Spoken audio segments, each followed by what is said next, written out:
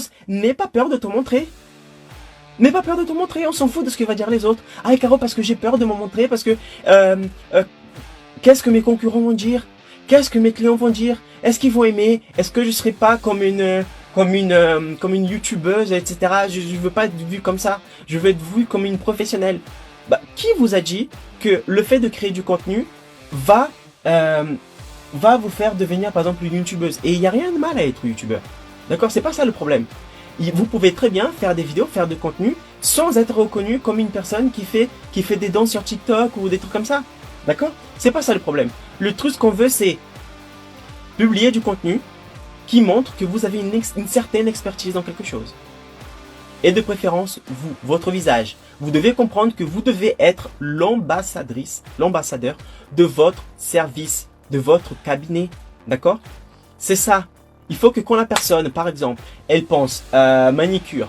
Voilà, il faut que je refasse les manicures en acrylique, par exemple. Il faut que la première personne qui vient dans sa tête, c'est toi. D'accord? Je prends l'exemple de prothésiste angulaire, mais ça peut être pour tous les travailleurs indépendants.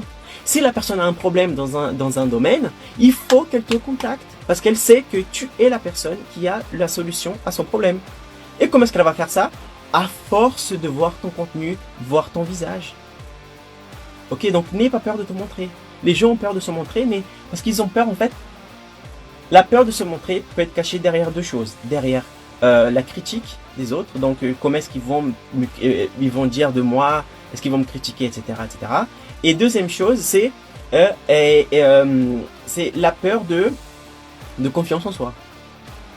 Mais je dois vous dire, au début c'est difficile pour tout le monde, comme c'était le cas pour moi. Mais le truc c'est que si vous savez que vous avez un bon service à proposer, que vous êtes capable de transformer la vie de l'autre personne, vous êtes capable de transformer quand je dis transformer la vie de la personne, c'est la personne elle arrive avec un problème dans votre cabinet, elle vous contacte pour un problème, et il faut qu'elle sorte sans ce problème-là.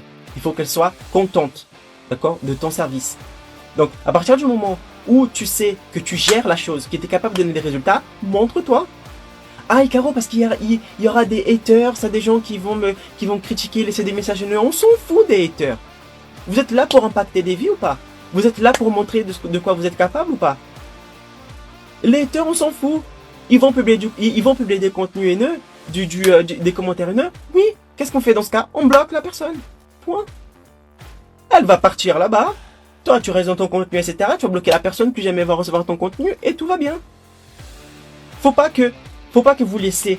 En fait, faut pas rester dans votre étriqué, voilà, dans votre zone de confort. Ah, j'ai peur de ci, de pas faire ça, parce que j'aurai des messages haineux, etc.